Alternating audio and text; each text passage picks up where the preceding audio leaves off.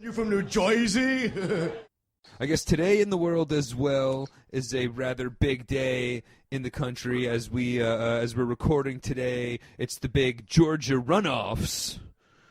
Ah, the Georgia runoffs. Ah, yes, the They're Georgia holding it at a runoffs. Waffle House. If only it was if they decided this by like an actual runoff, like a foot race.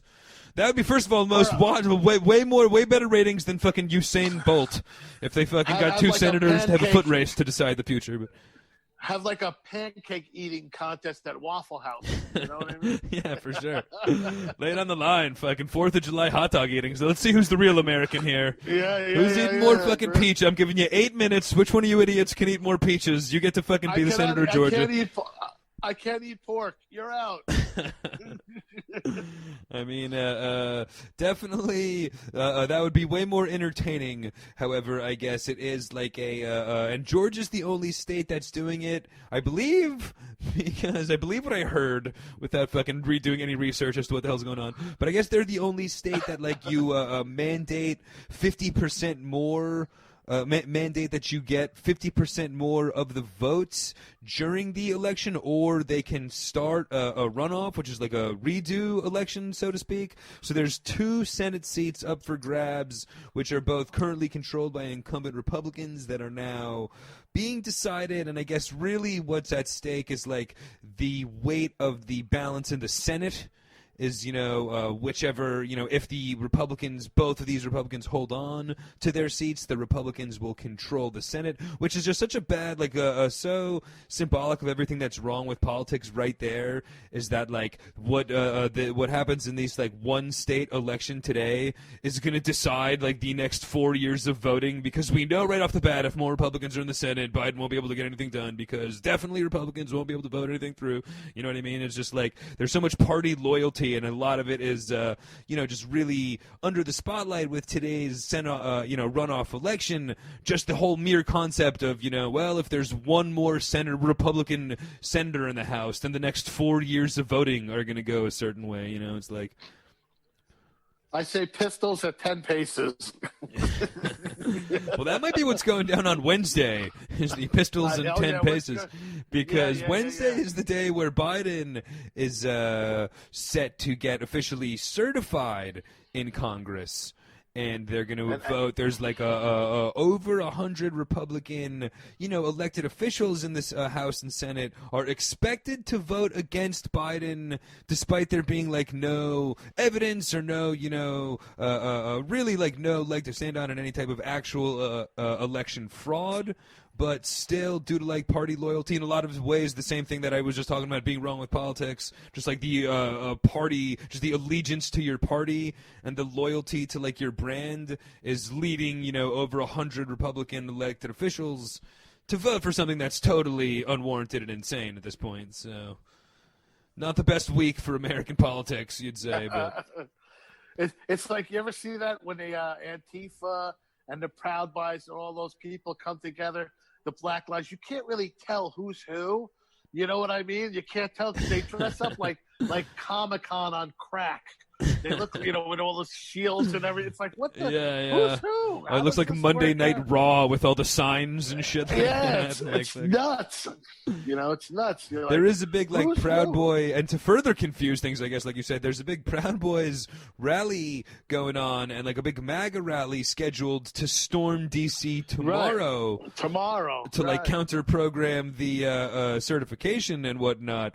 But I think the Proud Boys said that they're going dressed like Antifa, which I didn't know that the fucking Antifa had a uniform. They look like refugees from a bad Avengers movie. Like they have the pads on and the shield. But I think they both do that. I think both sides do that. It's just, it's ridiculous. They throw water bottles at each other. I mean, you need 2 Puerto Rican gangs to show them how to fight right. You know what I mean? Get in there, get some stabbing done. Mexicans against the Puerto Ricans. At least the fucking Jets and the whoever the fuck from West Side Story. At least get them singing and dancing out there. Give them something entertaining. You ever see the Mexican Me or something like this movie that was out? Like they get you in prison and they stab you 50 times before you can like throw a punch. That stuff like that. Those guys know how to fight. Yeah, I White mean, people are embarrassing. They can't dance. They can't fight. It's just ridiculous. yeah. Why exactly? What exactly are they so proud of? Not the fighting or don't know. dancing or the fucking wardrobe, anything. But so it should be a crazy week in general for the country and all. But I guess all in all, though, you would expect, they definitely expect Biden to be officially certified, and in a couple weeks, Biden to be officially sworn in. And I guess, though, in a couple of years down the road, the country really will never be the same after the whole, Trump era and experiment is over. It'll definitely, hopefully usher in major change anyway, Ironically, after 4 years of Trump, what we need is to make America great again. But he already took that fucking slogan, so it's... Sounds like it had to have been done before. That was too easy to come up with. Yeah. Try telling that to the Proud Boys. Fuck, Didn't one guy for the Proud Boys just get arrested yesterday, the leader, but somehow he's like Cuban or something? I Oh, really? I have no idea. I'm out of the loop on the Proud Boys. I missed the breaking Proud Boys news. Yeah, I think he got arrested for burning a Black Lives Matter sign or flag or something yesterday or the day before, and they showed a picture of him, and you're like, wait a minute, that guy's not white. He's like Cuban or something. First of all, he's Cuban. Second of all, you would think that the leader of Proud Boys to get arrested for something a little bit more hardcore than lighting his neighbor's Biden sign on fire. Lighting. That's pretty low level neighbor, petty neighborhood nonsense. He stole my sign. Yeah, you think he would have lit somebody on fire? Yeah. I will be honest, I did grow up in a household that one time the cops had to knock on my door because the neighbors reported their Bush Cheney sign getting stolen. And all fingers were being pointed at the Whalen household. Years later in my garage, I did find said sign that my fucking hilarious dad stole off of the neighbors. I think that was literally great. more of just my dad hating the neighbors, though. He just hated this asshole Tom, I think more than Bush even, you know what I mean? He was just... I don't think I've ever lived near anyone who ever put a sign up in their yard, except my sister. She was a big Hillary fan. She loved Hillary.